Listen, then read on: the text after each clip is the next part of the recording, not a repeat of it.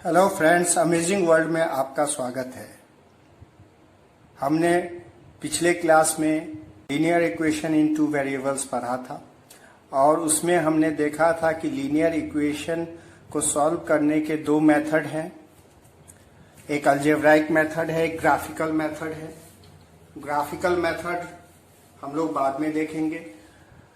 पहले हमने देखा क्या, अलजेब्राइक मेथड देखा, उसमें तीन मेथड देखा हमने। एक सब्स्टिट्यूशन मेथड देखा, एक क्रॉस मल्टीप्लिकेशन मेथड देखा और एक एलिमिनेशन मेथड देखा।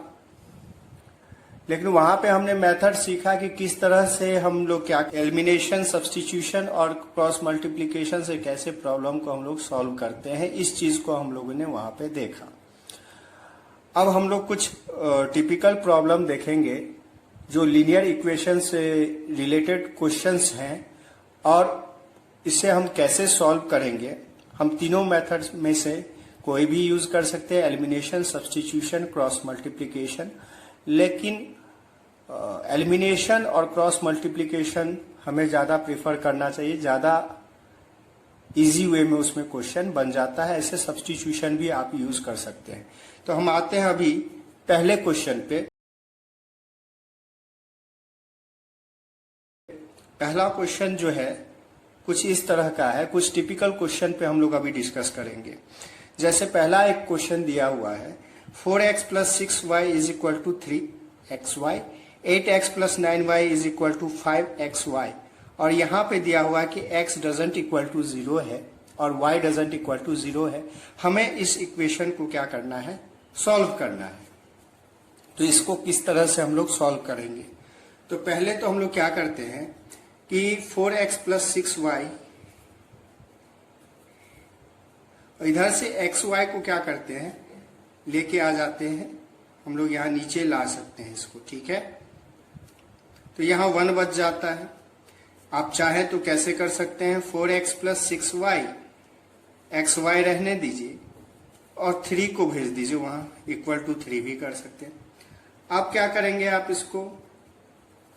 इसको स्प्लिट कर लेंगे, 4x by x y, 6y by x y, और ये हो जाएगा 3। इसको जब हम सॉल्व करेंगे तो x कट जाएगा यहाँ पे और y भी कट जाएगा। यानी यहाँ पे क्या आएगा, 4y plus 6 by x is equal to 3। ये एक इक्वेशन आएगा। सिमिलरली अगर हम दूसरे इक्वेशन को देखें, 8x plus 9y is equal to 5xy है। फिर उसी तरीके से हम लोग इस xy यहां दे देंगे ऑपरेशन को, और ये 9y को क्या करेंगे, यहाँ पे xy दे देंगे, ठीक है, और ये 5 हो जाएगा। अब ये x जब कटेगा, y यहाँ कटेगा, तो ये इक्वेशन आ जाएगा 8y plus 9 by x plus 8y plus 9 by x 5 आ जाएगा यहाँ पे। इस तरह से हमें दो इक्वेशन मिल गया। पहला इक्वेशन क्या मिला, 4 by y plus 6 by x is equal to 3, और दूसरा क्या मिला, 8 by y plus 9y x is equal to 5। ये दो इक्वेशन हमें अभी मिले हैं। अब इसमें हम क्या करेंगे, 1 बाई एक्स को पुट कर देंगे किसी दूसरे वेरिएबल से। 1 बाई एक्स को मैंने मान लो कह दिया u और 1 बाई वाई को कह दिया v। तो यहाँ पुट करने पे हमें क्या इक्वेशन मिलेगा, जब 1 बाई वाई की जगह हम v रखेंगे तो ये 4v plus 6u is equal to 3 आएगा, और ये वाला इक्वेशन जो है वो आएगा आपको 8v plus 9u is equal to 5। अब इसे सॉल्व करने के लिए आप कैसे सॉल्व कर सकते हैं, इसको जब हम सॉल्व करेंगे तो हम एलिमिनेशन लगा सकते हैं। इसमें क्या है, 4v plus 6u is equal to 3 है और 8v plus 9u is equal to 5 है। तो आप क्या करो, इसको 2 से कर दो इंटू। जब 2 से इंटू करोगे तो ये आ जाएगा 8v plus 12u is equal to 6, और ये इक्वेशन तो हमारे पास है ही, 8v plus 9u is equal to 5। अब क्या करो, इस दोनों इक्वेशन को सब्सट्रैक्ट कर दो। अभी हम किस मेथड से जा रहे हैं, बाय एलिमिनेशन से। बाय एलिमिनेशन मेथड से हम लोग इसको सॉल्व कर रहे हैं। तो यहाँ 8v कैंसिल हो जाएगा और यहाँ पे आपको 3u जो आ जाएगा वो 1 आ जाएगा। जब हमने एलिमिनेशन से इसको किया 8v plus 12u is equal to 6 आया, 8v plus 9u is equal to 5 आया, हमने माइनस कर दिया इसको और इस तरह से 3u इज इक्वल टू 1 आया। u यहाँ पे हम देख सकते हैं कि 1/3 आया। सिमिलरली अगर हम v निकालना चाहें तो किसी एक इक्वेशन में हम पुट कर देंगे। हम मान लीजिए इसमें पुट कर दिए तो 4v प्लस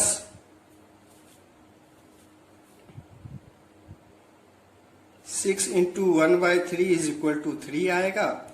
यहाँ पे ये जब हम कट करेंगे ये 2 आएगा और 4v जो हो जाएगा वो 3 माइनस 2 1 हो जाएगा। यानी v क्या आ गया 1/4 आ गया। मतलब हमको दो चीजें मिली। हमें क्या मिला, हमें मिला u इज इक्वल टू 1/3, यहाँ पे हमने दिखाया, और v इज इक्वल टू 1/4। तो u है 1/3 और v है 1/4। अब क्या करेंगे, u को तो हमने माना था 1/x को और v माना था हमने 1/y को। तो u के जगह अगर हम पुट करेंगे 1/x तो यहां से हमें x इज इक्वल टू 3 मिल जाएगा और v के जगह 1/y पुट करेंगे तो 1/4 के बराबर होगा और यहां से हमको y इज इक्वल टू 4 मिल जाएगा। यानी हमारा सॉल्यूशन जो होगा x इज इक्वल टू 3 और y इज इक्वल टू 4 होगा।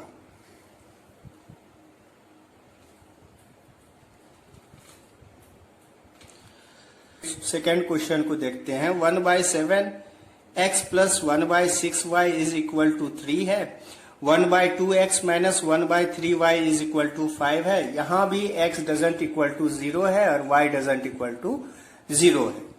तो इसमें क्या करेंगे हम लोग, तो इसमें भी हम लोग क्या करेंगे 1/x को u पुट करेंगे, 1/y को v पुट करेंगे। तो जो इक्वेशन है 1/7x plus 1/6y is equal to 3, अगर हम पुटिंग कर देते हैं 1/x is equal to u and 1/y is equal to v, तो हमको मिलेगा क्या, u/7 मिलेगा और v/6 मिलेगा इज इक्वल टू 3। अब आप एलसीएम ले लो तो ये 42 आएगा, ये 6u plus 7v is equal to 3। तो 6u प्लस 7v 42 इंटू 3 करेंगे आप, तो ये इक्वेशन आ जाएगा 126। 6u प्लस 7v जो आएगा आपको 126 आ जाएगा। एक इक्वेशन ये मिला, दूसरा इससे बढ़ेंगे। ये क्या है 1/2x है माइनस 1/3y है और ये 5 के बराबर है।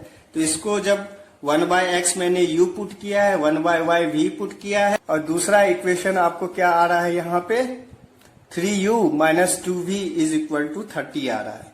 इसको कैसे हमने किया 1/2x minus 1/3y is equal to 5 और यहाँ पे u/2 minus v/3 is equal to 5 था, तो 3u माइनस 2v, यहाँ 6 एलसीएम लिया और फिर इसको सॉल्व करके हमने ये इक्वेशन लाया 3u minus 2v is equal to 30 और इस तरह से ये दो इक्वेशन मिल गया। अब इस दोनों इक्वेशन को फिर हम इसी मेथड से, जैसे एलिमिनेशन से यहाँ पे किया था, वैसे ही एलिमिनेट करके u और v को हम लोग क्या करेंगे फाइंड कर लेंगे और बाद में u बराबर 1/x है और v बराबर 1/y है, तो वहां से हम लोग x और y को फाइंड कर लेंगे। सिमिलर जिस तरह से ये पहला क्वेश्चन बना है उसी तरह से ये दूसरा क्वेश्चन भी बनेगा।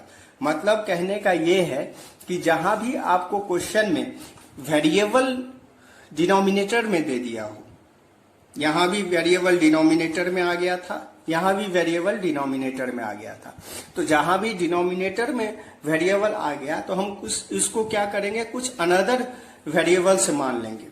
u और v मैंने मान लिया 1/x is equal to u है और v क्या है 1/y है, और फिर क्या किया मैंने उसको रिप्लेस कर दिया और u भी निकाल लिया, बाद में उसको रिप्लेस करके x और y को फाइंड हम लोग x और y को फाइंड कर लेंगे।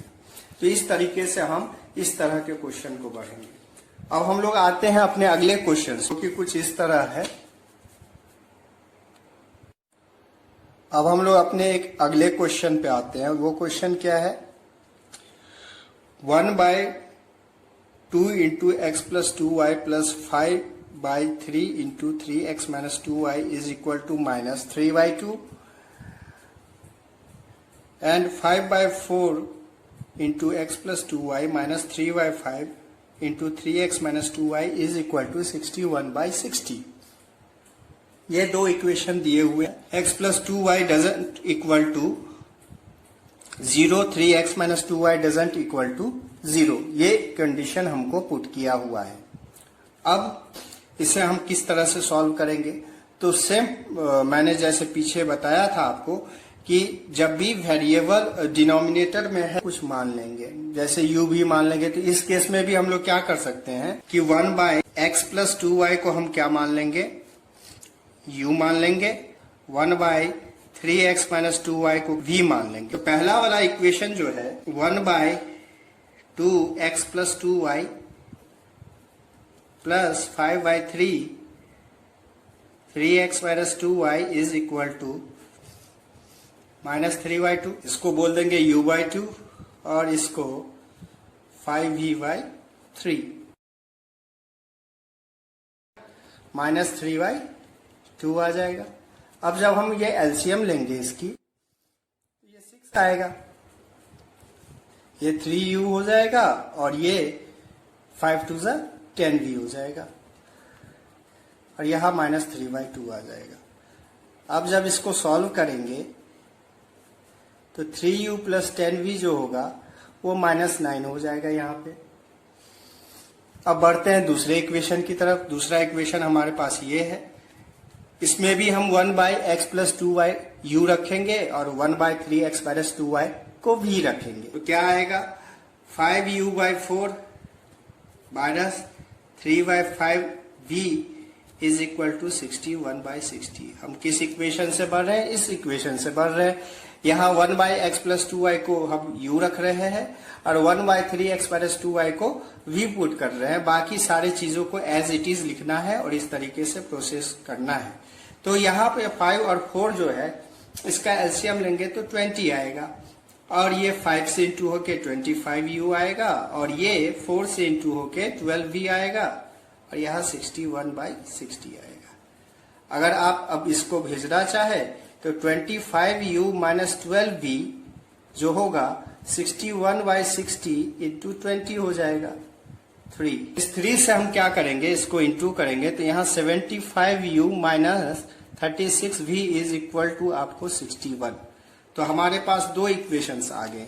एक इक्वेशन क्या आया, 3u plus 10v is equal to -9 और दूसरा क्या आया 75u minus 36v is equal to 61।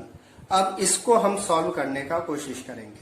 तो जब इसको सॉल्व करने का कोशिश करेंगे तो हम क्या करते हैं, एलिमिनेशन मेथड करते हैं। अब यहाँ देखिए ये 3 और 75 है। अगर यहाँ u को भी 75 अगर इसका कोफिशिएंट लाया जाए तो हम आसानी से इसको कैंसिल कर सकते हैं। तो हम क्या करते हैं 25 से ऊपर वाले इक्वेशन में इंटू कर देंगे। तो हमें हर एलएचएस में आरएचएस में हर जगह 25 से इंटू करना पड़ेगा। तो पहला इक्वेशन क्या आ जाएगा, 75u प्लस 250v और ये आ जाएगा -225 और ये आएगा 75u माइनस 36v और ये आ जाएगा 61। अब आप क्या करिए, इस दोनों इक्वेशन को सब्सट्रैक्ट कीजिए। सब्सट्रैक्ट करने पे हमें क्या मिलेगा, 75u कैंसिल हो जाएगा और यहाँ पे हमको मिलेगा 286v, यहाँ पे -286 आएगा, यानी v जो हो जाएगा यहाँ -1 आ जाएगा। अब v -1 पुट होगी करेंगे हम किसी भी एक इक्वेशन में। जैसे मान लो हम इसी इक्वेशन में पुट करना चाहते हैं 3u plus 10v is equal to -9 था। तो हम क्या करेंगे, यहाँ पे v के जगह माइनस पुट करेंगे तो 3u plus 10 into minus 1 is equal to -9। तो u क्या आएगा, 3u आएगा हमको -9 प्लस 10, u आ जाएगा 1/3। अब फ्रेंड्स यहां पे v तो -1 आया और u आपको आया 1/3, लेकिन हमने तो एग्जैक्ट u किसको माना था, हमने u माना था 1/x प्लस 2y को, और v माना था 1/3x माइनस 2y। तो हम फिर से क्या करेंगे, इसको रिप्लेस करेंगे। हम रिप्लेस जब करेंगे तो हमें क्या मिलेगा, v के जगह हम रखेंगे 1/3x माइनस 2y माइनस 1, ये आ जाएगा 2y minus 3x is equal to 1। ये हमारा एक पहला इक्वेशन आया। और यहाँ u को जब रखेंगे तो u को हमने माना था 1/x प्लस 2y, तो 1/x plus 2y is equal to 1/3। तो यहाँ हमारा आ जाएगा x plus 2y is equal to 3। अब हम फिर से इस दोनों इक्वेशन को फ्रेंड्स सॉल्व करेंगे। 3 हमारा दो equation 2y minus 3x is equal to 1 है और x plus 2y is equal to 3 है। तो इसको आप सॉल्व कैसे करेंगे, तो बस हमें फिर वही एलिमिनेशन को अपनाना है। यहाँ एलिमिनेशन हम डायरेक्ट लगा सकते हैं क्योंकि 2y minus 3x is equal to 1 है और 2y plus x is equal to 3 है। हम सीधे क्या करते हैं, दोनों को सब्सट्रैक्ट करते हैं तो y कैंसिल हो जाएगा, -4x इज इक्वल टू क्या हो जाएगा, -2, यानी x जो हो जाएगा हमारा -2/-4 1/2 हो जाएगा। और इसको अगर हम किसी एक इक्वेशन में पुट कर दें तो 1/2 plus 2y is equal to 3 होगा। यहां से इस इक्वेशन से हमने निकाला है इसको, तो यहाँ 2y जो हो जाएगा 3 माइनस 1/2, तो ये आ जाएगा हमको y is equal to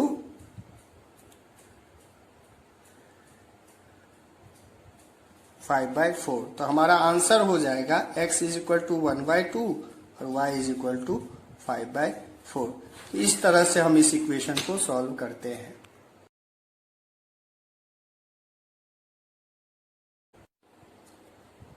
friends अब हम लोग बात करते हैं condition for solvability of linear equations की, यानी दो लीनियर इक्वेशन को देख के कैसे बता सकते हैं कि वो कंसिस्टेंट होगा कि नहीं होगा। कंसिस्टेंट कब होगा, जब या तो उसका यूनिक सॉल्यूशन हो या इनफाइनाइट नंबर ऑफ सॉल्यूशन हो। दोनों केस में क्या कहलाएगा, वो कंसिस्टेंट कहलाएगा। और अगर उसका कोई भी सॉल्यूशन पॉसिबल नहीं है तो वो inconsistent equation, system of equation कहलाएगा। तो हम यहाँ पे दो इक्वेशन ले लिए हैं, a1x plus b1y plus c1 is equal to 0, a2x plus b2y plus c2 is equal to 0। दोनों जनरल फॉर्म हमने लिया हुआ है। तो पहला कंडीशन कहता है कि जब इसका सॉल्यूशन नहीं होगा उसके लिए क्या कंडीशन होना चाहिए। तो उसके लिए कंडीशन क्या होता है, a1/a2 बराबर होगा b1/b2 के, लेकिन c1/c2 के बराबर नहीं होगा। a1/a2 is equal to b1/b2 doesn't equal to c1/c2। ये कंडीशन होती है जब इस सिस्टम ऑफ इक्वेशन का कोई भी सॉल्यूशन नहीं होता, यानी इस केस में क्या होता है, ये इनकंसिस्टेंट होता है। लेकिन जब इनफाइनाइट नंबर ऑफ सॉल्यूशन हो और यूनिक सॉल्यूशन, दोनों केसेस में ये क्या होता है, consistent system of linear equation होता है। इनफाइनाइट नंबर ऑफ सॉल्यूशन का क्या है, इसका कंडीशन कब होगा, कब ये इनफाइनाइट नंबर ऑफ सॉल्यूशन होगा, if a1/a2 is equal to b1/b2 is equal to c1/c2। इस केस में इनफाइनाइट नंबर ऑफ सॉल्यूशन होता है। यूनिक सॉल्यूशन मतलब इसका केवल और केवल एक सॉल्यूशन होगा। तो इसकी कंडीशन क्या होती है, ये कब होगा, जब a1/a2 डजंट इक्वल टू होगा b1/b2 के। तब हम कह देंगे कि इसका यूनिक सॉल्यूशन होगा। तो आपको दो लीनियर इक्वेशन दे देगा और पूछेगा कि बताओ कि ये इनकंसिस्टेंट है, कंसिस्टेंट है, इसका इनफाइनाइट नंबर ऑफ सॉल्यूशन है, यूनिक सॉल्यूशन है कि नो सॉल्यूशन है। जैसे एक इक्वेशन दे दिया 2x plus 3y is equal to 6 और एक इक्वेशन दे दिया 3x plus 5y is equal to 3 और कहेगा कि बताओ कि इसका कोई सॉल्यूशन होगा नहीं होगा, ये कंसिस्टेंट होगा इनकंसिस्टेंट। तो क्या देखेंगे, a1 by a2 यानी 2/3 a1 by a2 हो गया इस केस में, और b1 by b2 क्या हो गया 3/5। अब आप यहां क्लियरली दे सकते हैं कि a1 by a2 जो है डजंट इक्वल टू क्या है b1 by b2 है। मतलब इस केस में क्या होगा, यूनिक सॉल्यूशन होगा, केवल और केवल x और y की एक ही वैल्यू होगी, यूनिक सॉल्यूशन होगा इसमें। तो इसी तरीके से आप अलग अलग कंडीशन चेक करके बता सकते हैं कि उसका सॉल्यूशन होगा नहीं होगा। तो आप दो इक्वेशन देख के ये आसानी से जज कर सकते हैं। अब हम इस पे कुछ प्रॉब्लम्स को देखेंगे। इस पे थोड़ा सा ट्विस्ट करके भी क्वेश्चन आता है। जैसे हम पहला क्वेश्चन देख रहे हैं, find the values of k for which pair of linear equations has no solution. Equations क्या है, kx plus 3y is equal to k minus 2, 12x plus ky is equal to k। ये दो equation हमारे पास दिया हुआ है और बताता है कि हमको k का ऐसा वैल्यू निकालना है कि इसका कोई सॉल्यूशन ना हो। तो नो सॉल्यूशन का केस हम लोग जानते हैं।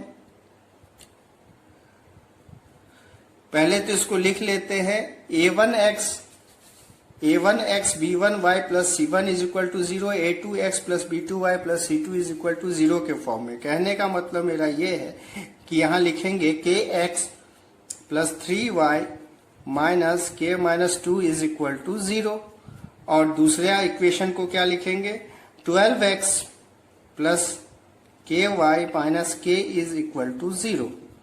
अब हम यहाँ कंडीशन पुट करेंगे। तो हमें पता है कि नो सॉल्यूशन के लिए क्या होता है, a1 by a2 is equal to b1 by b2 doesn't equal to c1 by c2।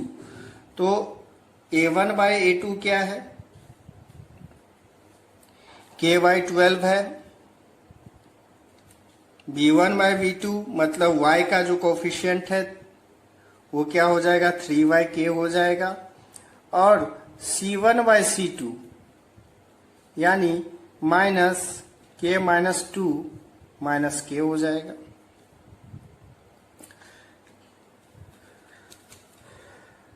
तो अब यहां पे हमें दो इक्वेशन सॉल्व करना पड़ेगा। एक तो k by 12 is equal to 3k और दूसरा 3k doesn't equal to k minus 2 is equal to k minus 2 divided by k। तो यहां पे ये आएगा k square is equal to 36। मतलब k का दो वैल्यू होगा, 36 को जब हम प्लस माइनस करेंगे तो प्लस माइनस 6 आएगा k। ठीक है। अब दूसरे कंडीशन से अगर हम बढ़ेंगे तो यहां है 3yk doesn't equal to k minus 2 by k। 3yk doesn't equal to k minus 2 by k। तो यहां अगर देखेंगे हम लोग तो 3k is equal to doesn't equal to हो जाएगा k स्क्वायर माइनस 2k, और k square minus 2k minus 3k is doesn't equal to 0 हो जाएगा, यानी k square minus 5k doesn't equal to 0 होगा। कहने का मतलब k into k minus 5 doesn't equal to 0 होगा। तो इसका मतलब यह है कि either k doesn't equal to 0 होगा और k डजंट इक्वल टू 5 होगा। तो ये दो चीजें निकल के आई। एक चीज से हमको निकल के आया कि k का वैल्यू क्या होगा, प्लस माइनस 6 होगा, और दूसरे से निकल के क्या आया कि k की वैल्यू 0 नहीं हो सकती और k की वैल्यू 5 नहीं हो सकती। दूसरा इक्वेशन इसको जो हम बढ़े हैं, इससे यही बोलता है कि सारे रियल वैल्यूज तो हो सकते हैं के, लेकिन के डजंट इक्वल टू 0 होगा और के डजंट इक्वल टू 5 होगा। और यहां पे के का वैल्यू ±6 आया, तो यानी ±6 में कोई भी 0 नहीं है, कोई भी 5 नहीं है, तो इसका आंसर क्या हो जाएगा, के का एक आंसर हो जाएगा +6 और -6, क्योंकि ये ना तो 0 के बराबर है ना तो 5 के बराबर है, और ये दोनों क्या है, रियल नंबर है। तो हमारा सॉल्यूशन हो जाएगा k = +6 एंड -6। बात करते हैं अगले क्वेश्चन की। तो अगला क्वेश्चन क्या है, ये क्वेश्चन आपको जो दिया हुआ है ये क्या है, find the value of k for which the system of equation x - 2y = 3 and 3x + ky = 1 has a unique solution. तो यूनिक सॉल्यूशन का भी कंडीशन जानते हैं। पहले हम इसको ax + by + c के फॉर्म में लिख लेते हैं। तो ये दो इक्वेशन होगा, 3x + ky - 1 = 0, ये दो इक्वेशन लिख दिए।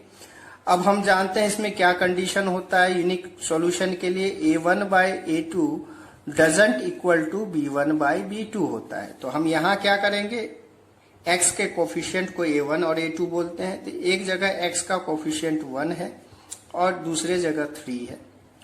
ये डजंट इक्वल टू होगा -2/k के, यानी k डजंट इक्वल टू -6 होगा। कहने का मतलब है कि k का सारा रियल वैल्यूज हो सकता है एक्सेप्ट -6 के। तो इसका आंसर क्या हो जाएगा, all real values except k =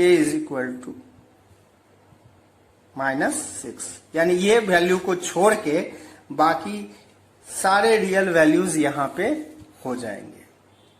तो ये इसका सॉल्यूशन होगा। अगला क्वेश्चन क्या है, for what values of k will the following pair of linear equation have infinitely many solution. यानी ये एक इक्वेशन हमारे पास दिया हुआ है और इस इक्वेशन में बोलता है कि हमको k का ऐसा वैल्यू निकालना है जिससे इसका क्या हो, इनफाइनाइटली मेनी सॉल्यूशन हो।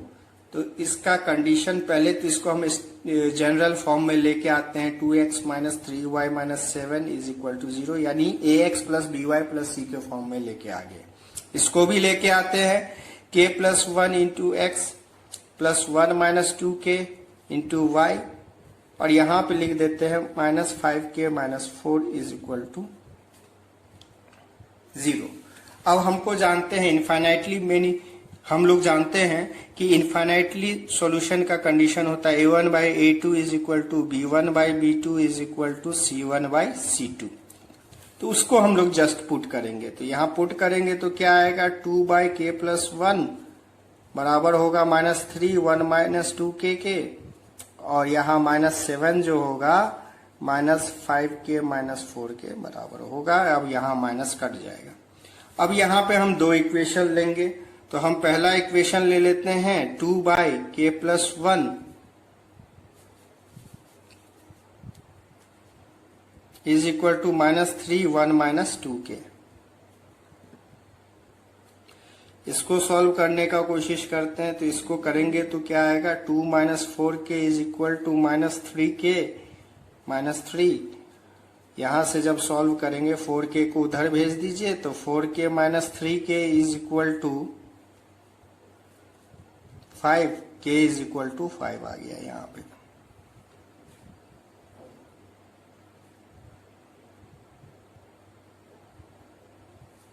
ठीक है, k एक 5 वैल्यू आ गया। अब हम एक दूसरे इक्वेशन को लेके चलते हैं। तो हम एक तो ये लिया, अब एक ये दोनों को लेते हैं, इस दोनों को लेके देखते हैं क्या आता है। तो -3 1 - 2k जो है वो क्या है, 7/5k - 4 है। तो इसको जब सॉल्व करने जाएंगे, क्रॉस मल्टीप्लीकेशन करते हैं, तो ये आएगा -15k + 12 = 7 - 14k। अब 14 को इधर लेके आइए, -15k + 14k = 7 - 12। तो यहाँ -k जो होगा -5 आ जाएगा।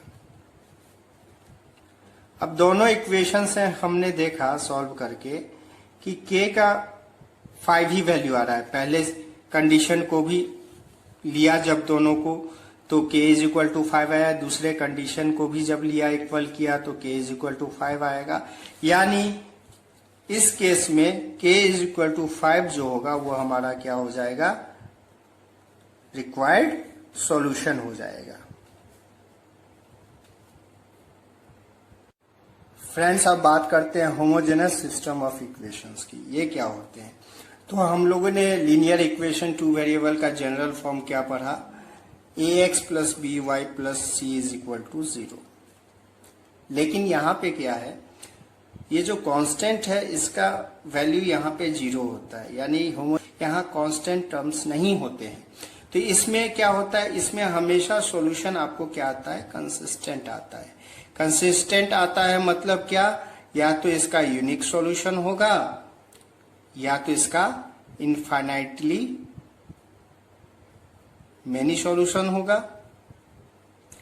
तो दो कंडीशन आती हैं। पहला क्या होता है, a1 बाई a2 अगर doesn't equal to b1 by b2 हो जाए तो यहाँ यूनिक सॉल्यूशन आता है। यूनिक सॉल्यूशन का मतलब क्या होगा, यहाँ पे इस केस में x इज इक्वल टू 0 और y इज इक्वल टू 0 ही सॉल्यूशन होगा। दूसरा केस क्या आता है, a1 by a2 is equal to b1 by b2। जब ये कंडीशन हो तब क्या होगा, तब इनफाइनाइटली मेनी सॉल्यूशन होगा। ये दो कंडीशन होता है किसमें, होमोजेनस सिस्टम ऑफ इक्वेशंस में होता है। चलिए इस पे भी एक प्रॉब्लम को हम लोग देख लेते हैं। इसमें क्या है, एक क्वेश्चन दिया हुआ है कि find the value of k for which system of equation 5x minus 3y is equal to 0 and 2x plus ky is equal to 0 has a non zero solution. Non zero solution कहाँ होगा? तो यहां देखिए, ये homogeneous system of equation का question है। क्यों? क्योंकि इसमें एक दिया हुआ है 5x minus 3y is equal to 0 और दूसरा दिया हुआ है 2x plus ky is equal to 0। हम लोग ध्यान से देखें तो ये आपको a1x plus b1y is equal to 0, a2x plus b2y is equal to 0 के फॉर्म में ये है। तो नॉन जीरो सॉल्यूशन यानी सॉल्यूशन 0 नहीं आना चाहिए। तो ये यूनिक सॉल्यूशन का कंडीशन नहीं होगा, यानी x का वैल्यू 0 और y नहीं होगा। तो दूसरे कंडीशन को ये फॉलो करेगा, यानी a1 बाई a2 इस केस में क्या होगा, b1 बाई b2 होगा। तो a1 क्या है, 5 है, a2 है 2 माइनस 3 बाई k। तो इस केस में जो आंसर होगा वो क्या होगा, k is equal to minus 3 into 2 by 5, यानी माइनस 6 बाई 5 जो होगा ये k का क्या हो जाएगा, आंसर हो जाएगा इस केस में। क्योंकि a1 by a2 doesn't equal to b1 by b2 case नहीं हो सकता, क्योंकि इस केस में x इज इक्वल टू 0 और y इज इक्वल टू 0 होता है। और यहाँ पे क्वेश्चन में हमको दिया हुआ है कि ये नॉन जीरो सॉल्यूशन है। तो दूसरा कंडीशन यानी इनफाइनाइटली मेनी सॉल्यूशन का कंडीशन लेके हम लोग क्या करेंगे, आगे बढ़ेंगे और k का वैल्यू यहां से निकालेंगे। अब ग्राफिकल मेथड को हम लोग थोड़ा सा देखेंगे।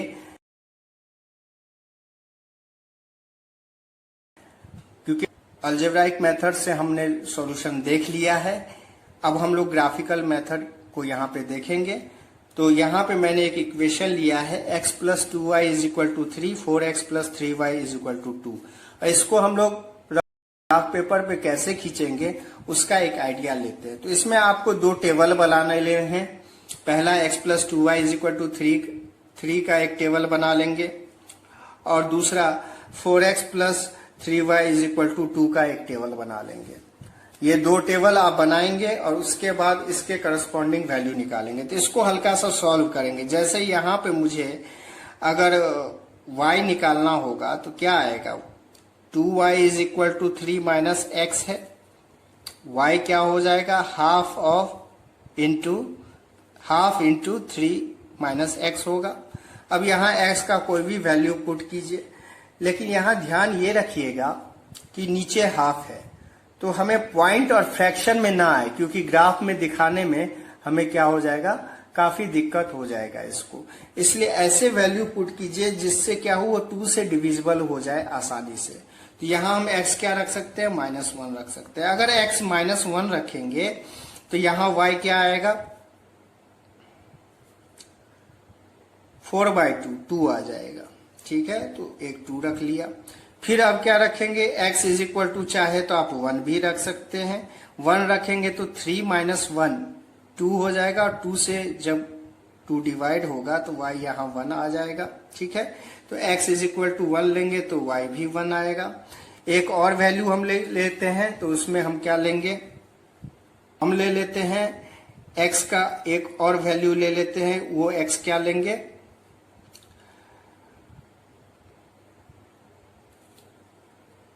हम यहाँ -3 ले लेते हैं x का एक वैल्यू। ठीक है, तो -3 लेंगे तब y क्या हो जाएगा, 6/2, ये 3 हो जाएगा। यानी x जब -3 लिया तो y का वैल्यू 3 आया। ठीक है, उसी तरह अगर हम ये दूसरा टेबल देखें,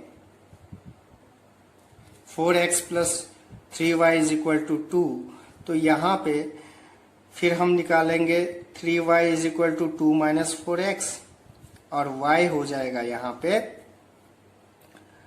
1/3, 2 - 4x।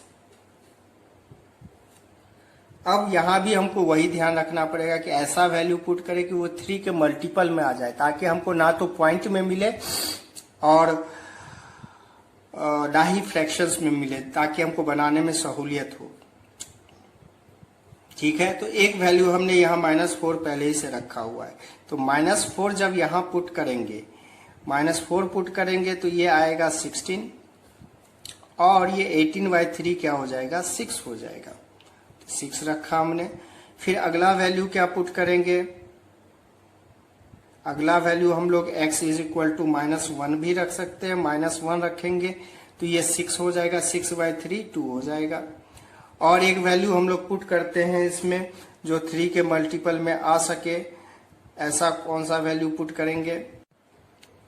अब x का एक वैल्यू -7 यहाँ पुट किए, -7 जब पुट करेंगे तो क्या होगा, 1/3 2 माइनस और माइनस प्लस हो जाएगा 28, यानी 30/3, तो ये हो जाएगा 10। तो इस तरह से हमने दो टेबल बना लिया। एक टेबल बनाया x + 2y = 3 के लिए, और एक 4x + 3y = 2 के लिए। अब हम क्या करेंगे, इसे ग्राफ पे x एक्सिस मान लेंगे और y एक्सिस मान लेंगे, और इस वैल्यूज को हम लोग क्या करेंगे, ग्राफ पे प्लॉट करेंगे। तो इसमें हमें एक चीज देख के समझ सकते हैं कि x + 2y = 3 है और 4x + 3y = 2 है। तो इस केस में a1/a2 doesn't equal to b1/b2 है। क्यों? क्योंकि 1/4 इधर आया और इधर क्या आया, 2/3 आया, तो ये आपस में बराबर नहीं है, यानी यूनिक सॉल्यूशन होगा। तो जब आप इसका ग्राफ प्लॉट करेंगे तो आपको कुछ इस तरीके से ग्राफ आ सकता है। ठीक है, इस तरह का दो ग्राफ आपको मिलेगा जब आप प्लॉट करेंगे इसको। ये टेबल है ही, और इसके आप ग्राफ प्लॉट करेंगे इसके x और y एक्सिस पे, तो ये इंटरसेक्टिंग आएगा। तो ग्राफिकल मेथड से हम कैसे समझ सकते हैं कि कोई यूनिक सॉल्यूशन होगा, नो सॉल्यूशन होगा, या इनफाइनाइटली मेनी सॉल्यूशन होगा। तो सिंपल है दोस्तों, इसमें क्या करेंगे कि ग्राफ जब हमको इंटरसेक्टिंग आता है, ग्राफ जब दो लाइन एक दूसरे को एक ही पॉइंट पे इंटरसेक्ट करेगी तो यूनिक सॉल्यूशन आएगा। और अगर जब हम एक्स वाई में ग्राफ खींच रहे हैं और अगर दो लाइन पैरेलल आ जाए तो वो केस क्या होता है, नो सॉल्यूशन का होगा। और जब ग्राफ में दोनों लाइन कोइंसाइड कर जाए एक दूसरे के ऊपर तो ये केस होता है इनफाइनाइटली मेनी सॉल्यूशन का। तो इस चीज को ध्यान रखेंगे। तो ग्राफ जब हम प्लॉट करेंगे तो ग्राफ को देख के भी बता सकते हैं, जब एक पॉइंट पे कट करे तो यूनिक सॉल्यूशन, जब पैरेलल हो तो नो सॉल्यूशन, और जब दो लाइन एक दूसरे पे कोइंसाइड हो जाए L1 L2 एक ही पे कॉन्साइड हो जाए तो हम समझेंगे इनफाइनाइटली मेनी सॉल्यूशन है। तो यहाँ हम लोग अपने चर्चा को समाप्त करते हैं।